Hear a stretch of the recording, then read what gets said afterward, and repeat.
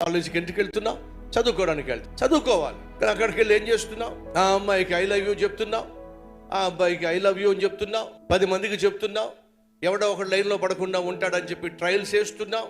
చదువు పక్కన పెట్టేశావు, వాళ్ళతో పాటు షికారులకు వెళ్తున్నావు, బైకుల మీద తిరుగుతున్నావు, పనికి మళ్ళీ హోటల్స్కి వెళ్తున్నావు, పార్టీస్కి వెళ్తున్నావు, ఎగ్జామ్స్ రాయటల్లా, నాన్న లేక అమ్మ ఇచ్చిన డబ్బులన్నీ కూడా విచ్చలవిడిగా జీవించడానికి, పనికి మళ్ళీ స్నేహితులతో తిరగడానికి తగలేస్తున్నావు. వాస్తవంగా నువ్వు స్కూల్కి వెళ్తుంది ఎందుకు? కాలేజీకి వెళ్తుంది ఎందుకు?